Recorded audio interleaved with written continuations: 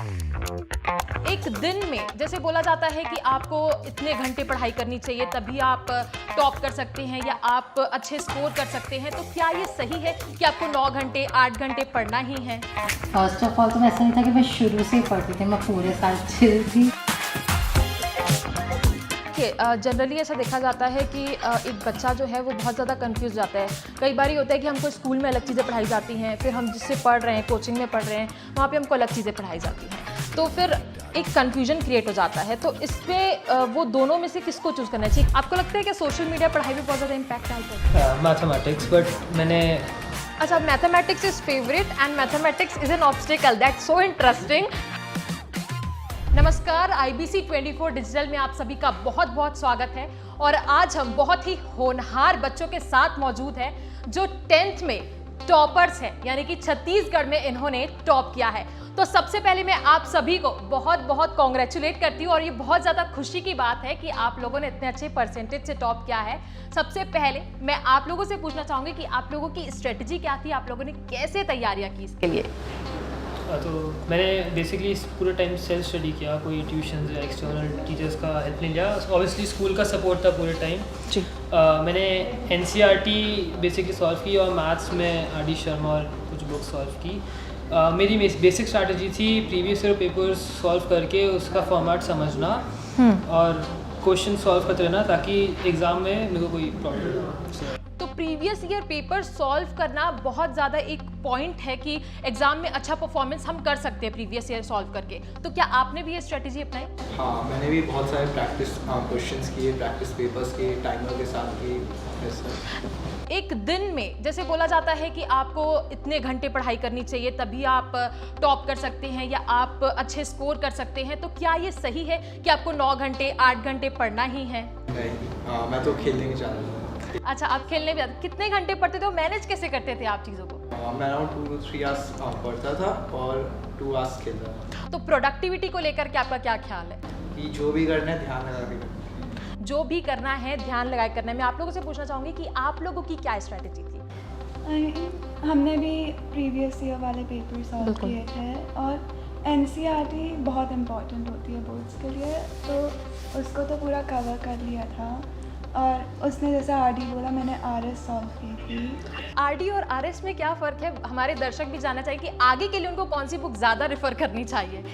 I think मैंने बहुत से इंटरनेट सोर्स पे भी देखा था, ऑलमोस्ट सब लोग RD रेफर करते हैं क्योंकि उसमें सब कवर हो जाता है, MCQs भी रहते हैं उसमें, लॉन्ग हर फॉर्मेट क्वेश्चंस रहते हैं, प्लस उसमें प्रीवियस ईयर पेपर क्वेश्चंस भी रहते हैं। मैं आपसे पूछना चाहूँगी कि ये 10th क्लास का पूरा सेशन जो था वो आपके लिए कैसा रहा? आपने किस तरीके से एंजॉय किया और इसके साथ साथ आपने पढ़ाई पर कैसे फोकस किया? फर्स्ट ऑफ ऑल तो ऐसा नहीं था कि मैं शुरू से ही पढ़ती थी, मैं पूरे साल चिल थी। लास्ट के 3-4 महीने मैंने बहुत मेहनत की, तो आज ये आया मेरा, वरना तो और ऐसे नहीं डेली में थोड़ा बहुत 2-3 घंटा ऐसे तो कभी कभार निकाला करती थी, वरना आधे टाइम तो खेलने में। बिल्कुल बिल्कुल। तो देखिए, जैसा कि इन्होंने कहा कि ये पूरे 10th क्लास के दौरान बिल्कुल चिल थी, इन्होंने सिर्फ 2 से 3 महीने लास्ट के पढ़ी, यानी कि प्रोडक्टिविटी बहुत ज़्यादा मायने रखती है। और मेरा अगला सवाल जो है वो यही है कि जैसा कि हम ये देखते हैं कि ट्यूशन और सेल्फ स्टडी ये 2 बहुत बेसिक चीज़ें होती हैं। कई लोगों को ऐसा लगता है कि ट्यूशन जो है वो बहुत ज़्यादा हमको फुलफिल करेगा या हमारे लिए बहुत प्रोडक्टिव है ट्यूशन्स, लेकिन कई लोगों को लगता है कि सेल्फ स्टडी बहुत ज़्यादा मायने रखती है। मैं सभी से एक राय लेना चाहूँगी कि आप लोग का क्या ख्याल है, सेल्फ स्टडी या फिर ट्यूशन कोचिंग? सेल्फ स्टडी सभी को। तो आपने, मैं ये मान लूँ किसी ने कोचिंग ज्वाइन नहीं करी थी? मैंने कोचिंग ली थी, पर कोचिंग के मटेरियल और सेल्फ स्टडी दोनों बहुत इंपॉर्टेंट है। कैसे? हमारे दर्शक जानना चाहेंगे कि दोनों को कैसे बैलेंस करके चलना चाहिए। कोचिंग में ऑफ कोर्स 1.5 hour 2 hours जाते हैं, और अब 1 या 2 घंटा आप सेल्फ स्टडी में भी दोगे कम से कम, तो उतने में आपका डेली का भी कवर हो जाएगा और आप एक्स्ट्रा भी पढ़ सकते हैं। बिल्कुल। देखिए, जनरली ऐसा देखा जाता है कि एक बच्चा जो है वो बहुत ज़्यादा कंफ्यूज जाता है। कई बार होता है कि हमको स्कूल में अलग चीज़ें पढ़ाई जाती हैं, फिर हम जिससे पढ़ रहे हैं, कोचिंग में पढ़ रहे हैं, वहाँ पे हमको अलग चीज़ें पढ़ाई जाती हैं, तो फिर एक कन्फ्यूजन क्रिएट हो जाता है। तो इस पर वो दोनों में से किसको चूज़ करना चाहिए? क्या आपके साथ भी ये सिचुएशंस कभी आई हैं? आप लोग तो सेल्फ स्टडी वाले हो, मैं इनसे पूछना चाहूँगी कि आपके साथ ऐसा कभी हुआ है? ऑफ कोर्स ट्यूशन में थोड़ा एलैबोरेट एक्स्ट्रा वे में पढ़ाते थे, बट ऑफ कोर्स पढ़ लिया करते थे कि वो कहीं ना कहीं तो काम आएगा, और बोर्ड्स में भी out of the box questions तो आते ही है, तो इट्स ओके, अगर ट्यूशन्स में अलग पढ़ाई भी कराई जाती तो आपको बेनिफिशियल थी। ओके हमेशा से ये कहा जाता है कुछ पाने के लिए हमेशा से कुछ खोना पड़ता है। तो मतलब बचपन में मैं तो बहुत ज़्यादा ऐसे पढ़ाई के लिए ऐसा होता था कि जनरली अगर हमारे यहाँ घर पे शादी है तो हम कमरे में बंद हैं और पढ़ रहे हैं, बाहर शादी इंजॉय कर रहे हैं लोग। तो आप लोगों ने क्या क्या सेक्रीफाइसेस किए? एक्चुअली मेरे घर पे भी शादी थी जब हमारे प्री बोर्ड्स चल रहे थे ना, तो बदन तो भागना पड़ता है। मैं अपना एग्ज़ाम देख के मुझे पिक करना है। तो कैसे आपने डील किया सिचुएशन को? मतलब आपने कैसे अपने दिमाग को मनाया कि नहीं मुझे पढ़ना है? कैसे, क्या मोटिवेशन था आपके लिए? हम पूरे ईयर इतनी बार वो एग्ज़ाम दिए हैं क्योंकि हमारे हर मंथ पीएज होते थे, फिर हाफ ईयरली बिल्कुल, और बिल्कुल। फिर पीएज। तो एक वो हैबिट में आ गया था एग्ज़ाम के लिए, तो इतना स्ट्रेस नहीं था उस बारे में जब वो ड्यूरेशन चल रहा था। क्या आप लोगों के साथ अभी कैसा हुआ कि आप लोगों ने कुछ बहुत सारा बहुत एक आपकी जो अहम चीज़ सेक्रीफाइस की आप लोगों ने पढ़ाई के लिए? मतलब बोर्ड्स के 1 महीने पहले मैंने अपना मोबाइल बंद करके रख दिया था। मैंने सिर्फ उसको बोर्ड्स के बाद खोला तो मेरे लिए कुछ ज़्यादा एंटरटेनमेंट का सोर्स नहीं था। मतलब मैं वॉक पे चल जाता था, साइकिल चल जाता था, बस। तो सोशल मीडिया से आप पूरी तरीके से, तो आपको लगता है कि सोशल मीडिया पढ़ाई पे बहुत ज़्यादा इम्पैक्ट डालता है? पर्सन टू पर्सन वेरी करता है कि अगर आप उसको बहुत ज़्यादा यूज़ करोगे तो ऑब्वियसली वो इम्पैक्ट डालेगा, नेगेटिव इम्पैक्ट डालेगा, बट उसका मॉडरेटेड यूज़ अच्छा रह सकता है। आपका क्या कहना है इसमें? मेरे भी डेफिनेटली सोशल मीडिया से जब मैंने बंद किया तो बहुत इम्पैक्ट हुआ और सिर्फ स्टडी मैंने ध्यान दिया तो उससे पढ़ाई पे अच्छा से। ओके तो मतलब बेसिकली आप लोगों ने सोशल मीडिया का त्याग किया है पढ़ाई के लिए। आपने भी ऐसा किया है? बस हाँ, एट सम डिग्री हम लोग को कुछ ना कुछ सैक्रिफाइसेस करने पड़ता है अगर हमें कुछ अचीव करना है तो। बिल्कुल। सोशल मीडिया से 2 तरह के इम्पैक्ट हो सकते हैं, या तो नेगेटिव या तो पॉजिटिव। अब हम उससे किस तरीके से परसीव कर रहे हैं हमारे ऊपर डिपेंड करता है। तो इसका मोटिवेशन क्या है आप लोगों के लिए? मतलब आप लोगों को ये मोटिवेशन कहाँ से आया कि नहीं हमको पढ़ना ही है, सोशल मीडिया से हट जाना है, हमको मोबाइल साइड कर देना है, 1 महीने के फ़ोन बंद कर देना है? ये मोटिवेशन कहाँ से आता है? क्या है आप लोग का मोटिवेशन? मेरा नंबर 1 मोटिवेशन था लोगों की एक्सपेक्टेशंस, हमारे टीचर्स की एक्सपेक्टेशंस, हमारे पेरेंट्स की एक्सपेक्टेशंस। ये सब बहुत बड़ा इम्पैक्ट प्ले करती है हमारे ऊपर, क्योंकि एक तो हमें दूसरों के एक्सपेक्टेशंस में भी लिव टू करना पड़ता है और अपने आप से भी कम्पीट करना होता है कि हमें इतना परसेंटेज आया था हाफ ईयरली में, इससे बेटर परफॉर्म करना है। बिल्कुल। कंपटीशन भी होता है बच्चों के हमें। हाँ बिल्कुल बिल्कुल। तो एक कंपटीशन की बात है तो एक होता है हेल्दी कंपटीशन और कई बार ये होता है कि कंपटीशन से बच्चा बहुत ज़्यादा डिस्टर्ब हो जाता है। तो उस सिचुएशन से एक बच्चे को कैसे डील करना चाहिए या फिर आप लोगों ने इससे कैसे डील किया? कि मैंने बेसिकली दूसरों के रिजल्ट पे ज़्यादा फोकस नहीं किया, क्योंकि मेरे पेरेंट्स हमेशा मेरे को ये बोला कि आपको दूसरों के रिजल्ट पे फोकस नहीं करना है, आप उनको अपने आप से और बेहतर होते जाना है। सो बेसिकली आपने अपने आप से कम्पीट किया रैदर देन दूसरों से। आपका क्या कहना है इसमें? मैं हर साल इम्प्रूव करने की कोशिश करता था। जैसे स्टार्टिंग में मेरे 90 आते थे, फिर मैंने इम्प्रूव किया और 92 ऐसे बढ़ते गए, इंक्रीज हो गए। तो जैसा कि आप सभी ने बहुत अच्छे स्कोरिंग मार्क्स से टॉप किया है अपने अपने क्लासेस में, तो मैं आप सभी से एक बार जानना चाहूँगी कि आप लोगों का फेवरेट सब्जेक्ट कौन सा है? पहले आप।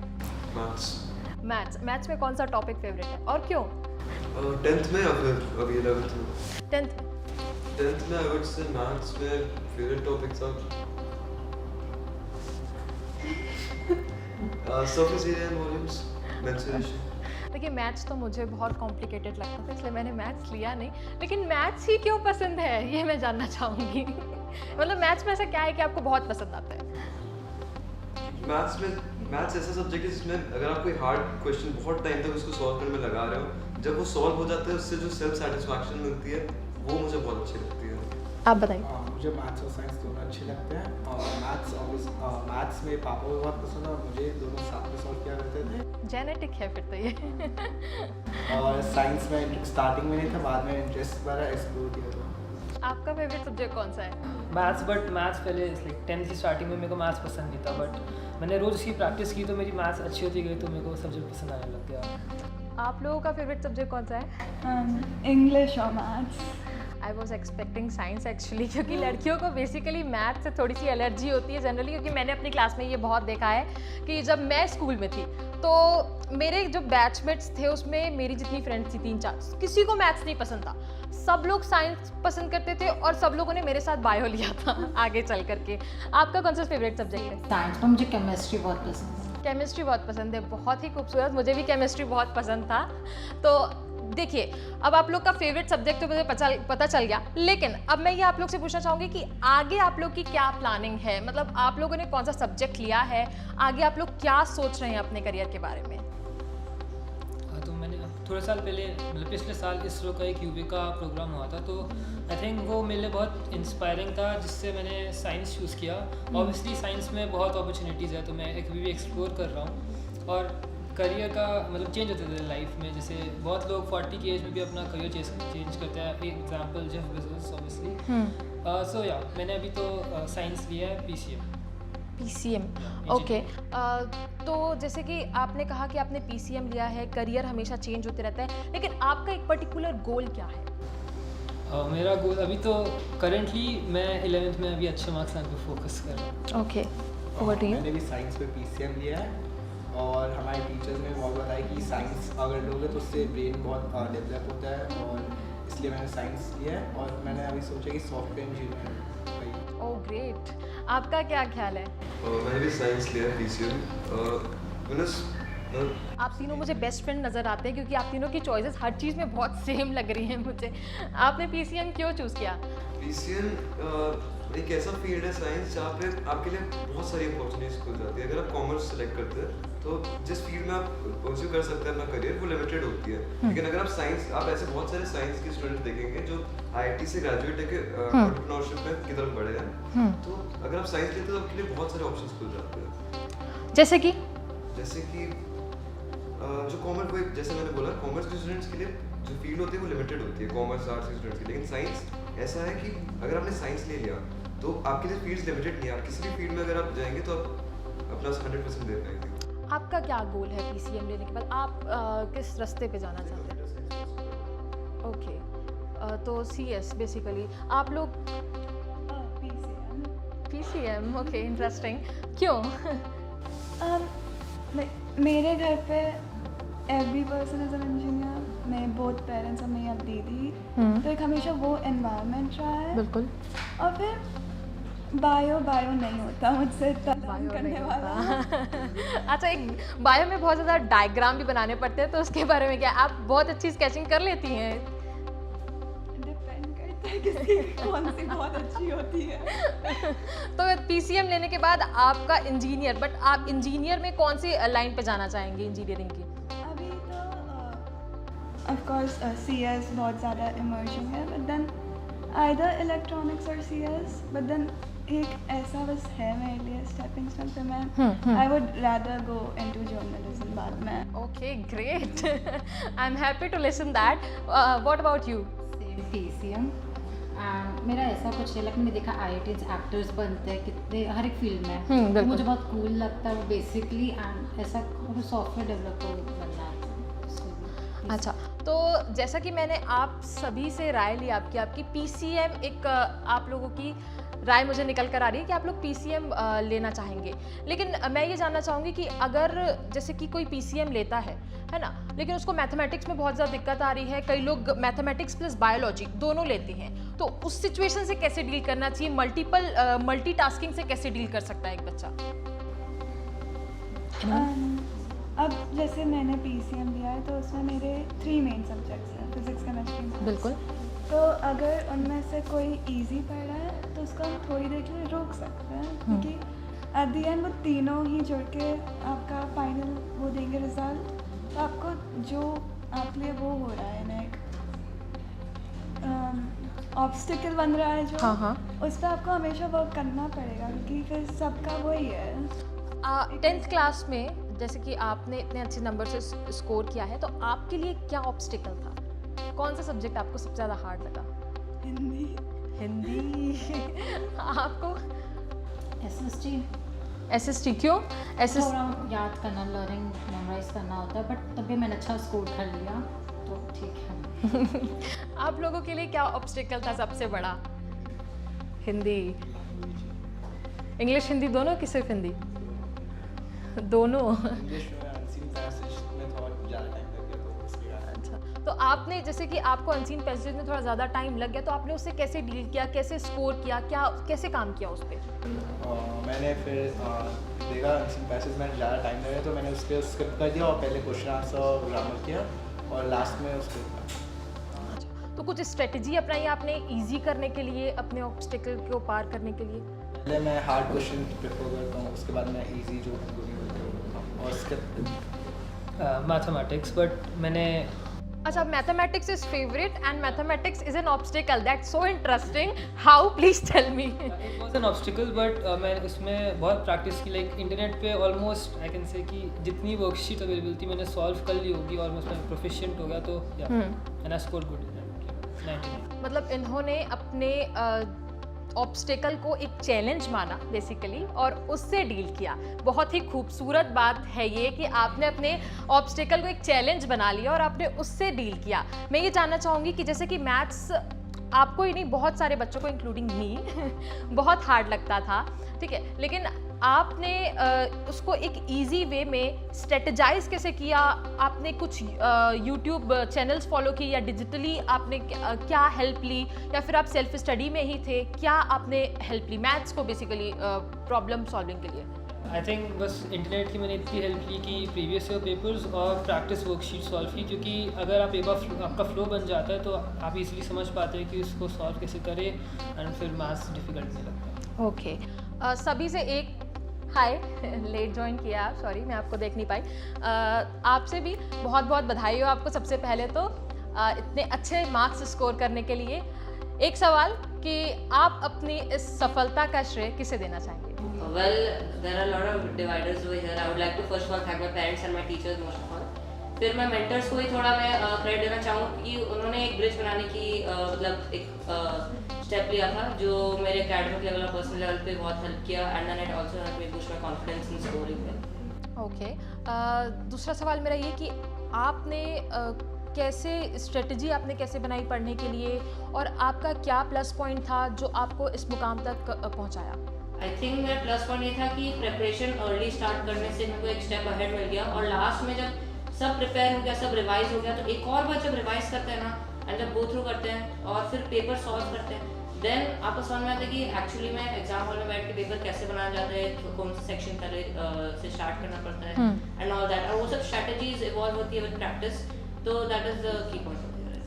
तो हमारे साथ एक और होनहार बच्ची हैं जिन्होंने 2 से 3 महीने पहले ही पढ़ाई चालू करी है, तो आपको क्या लगता है कि लॉन्ग टाइम प्रैक्टिस और शॉर्ट टर्म जो पढ़ाई है दोनों में क्या डिफरेंस है, कैसे प्रोडक्टिविटी डिफर करती है? I think short term practice में आपकी मेमोरी ज़्यादा अच्छी होती है, क्योंकि जब आप लाइक एकदम क्विकली उसको मेमोराइज करके और आंसर लिखते हैं तो यू रिमेंबर मोर पॉइंट्स, और लॉन्ग टर्म में आप रियली कॉन्सेप्ट्स को डीपली समझ पाते हैं और जो कंसेप्चुअल चीज़ें हैं, कंसेप्चुअल क्वेश्चंस है, उसको आप ज़्यादा अच्छे से अटेम्प्ट कर पाते हैं और ज़्यादा अच्छे से आंसर दे पाते हैं। ओके, देखिए सबसे मैंने एक सवाल पूछा है कि उनके सेक्रीफाइस के बारे में, कि उन्होंने ऐसा क्या सेक्रीफाइस किया इस मुकाम को हासिल करने के लिए, इस पूरे टाइम पीरियड के दौरान, इतनी मेहनत के दौरान क्या कुछ सेक्रीफाइस करना पड़ा?